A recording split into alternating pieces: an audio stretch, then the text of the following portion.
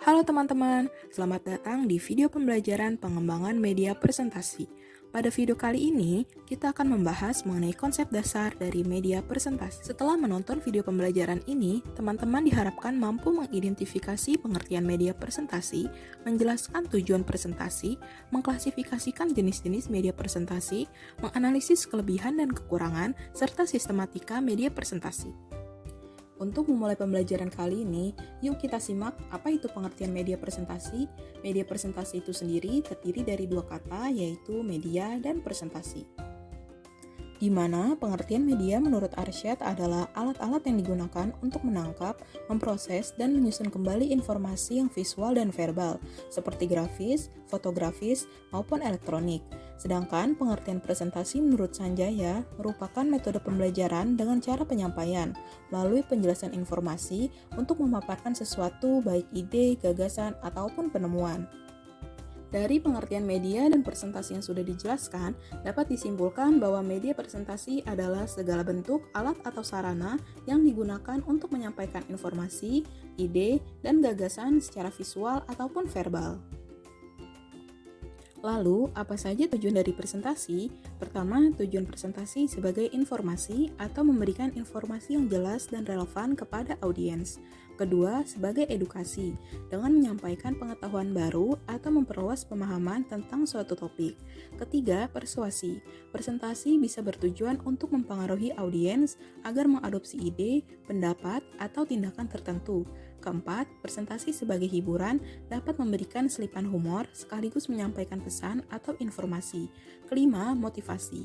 Presentasi dapat mendorong audiens untuk mengambil tindakan atau merespon sesuatu. Selanjutnya, kita akan membahas tentang jenis media presentasi. Jenis media presentasi dibagi menjadi 3, yaitu berdasarkan cara penyampaiannya, berdasarkan persiapannya, dan berdasarkan tujuannya. Jenis media presentasi berdasarkan cara penyampaiannya. Yang pertama ada oral.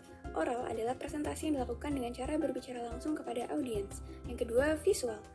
Visual adalah presentasi yang menggunakan tampilan seperti menggunakan Microsoft PowerPoint.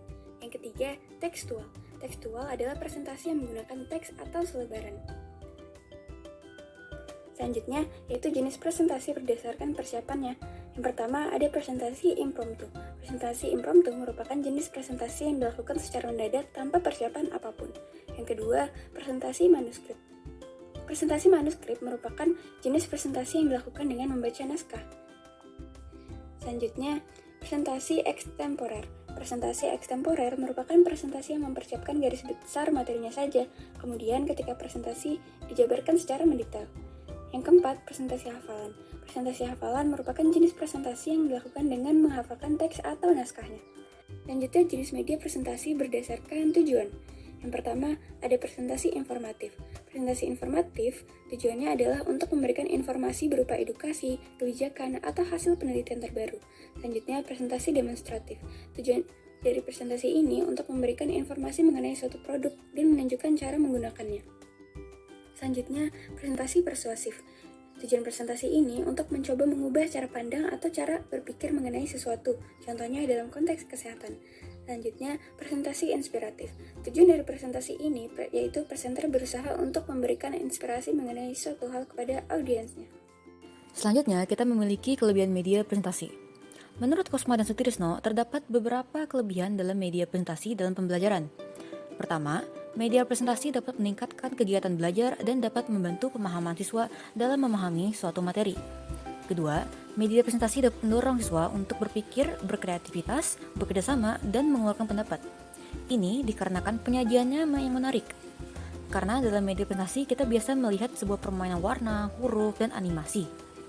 Sehingga merangsang anak atau murid untuk mengetahui lebih jauh informasi tentang bahan ajar yang tersaji. Pesan-pesan informasi yang divisualisasikan ini lebih mudah dipahami oleh beberapa peserta didik. Dengan catatan, peserta didik tersebut tidak mengalami keterbatasan netra. Nah, tenaga pendidik juga tidak perlu menerangkan bahan ajar yang sedang disajikan, karena biasa dalam media presentasi, bahan ajar disajikan dalam bentuk teks blok atau bahkan PowerPoint. Media presentasi juga dapat diperbanyak sesuai kebutuhan dan dapat dipakai secara berulang-ulang. Terakhir, media presentasi dapat disimpan dalam bentuk data optik atau magnetik, seperti CD, disket, flash disk, dan lain-lain. Sayangnya, media presentasi juga memiliki beberapa kekurangan. Menurut Amir, ada 4 kekurangan utama dalam menggunakan media presentasi. Pertama, media presentasi sangat tergantung dengan arus listrik. Artinya, diperlukan alat-alat elektronik untuk menjalankan sebuah presentasi. Kedua, media pendukung relatif mahal karena harus ada komputer dan LCD. Ketiga, penggunaan media ini sangat tergantung pada penyaji materi. Jadi bahkan jika media presentasi tersebut terancang dengan bagus, jika penyampai dari materi tersebut tidak menyampaikannya dengan presentasi yang bagus, maka media presentasi tersebut sama aja dengan sia-sia. Terakhir, masih sangat terbatas guru yang mampu membuat media presentasi. Sayangnya, sangat banyak guru yang hanya membuat presentasi per poin atau full paragraf text block sehingga menyusahkan mahasiswa atau murid untuk memahami presentasi. Selanjutnya, kita akan mengetahui sistematika pengembangan media presentasi. Nah, menurut Arens, terdapat 4 fase dasar untuk mengembangkan sebuah media presentasi. Fase pertama, mengklarifikasikan tujuan dan memilih isi dari sebuah media presentasi. Guru mengemukakan tujuan pembelajaran serta menyiapkan siswa untuk belajar. Fase kedua, mempresentasikan Advanced Organizer. Bagi mereka yang belum mengetahuinya, Advanced Organizer merupakan sebuah model pembelajaran yang dikembangkan oleh Ausubel.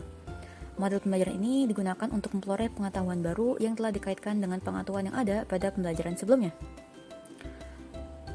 Fase ketiga yaitu mempresentasikan materi belajar. Guru mempresentasikan materi belajar dalam bentuk presentasi kepada siswa. Fase keempat, memantau dan memeriksa pemahaman dan kemampuan berpikir siswa.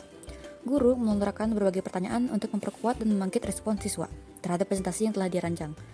Fase ini bisa juga kita sebut dengan fase Q&A. Sekian video pembelajaran kali ini oleh tim 12, semoga bermanfaat. Sekian, kurang lebihnya mohon maaf, terima kasih.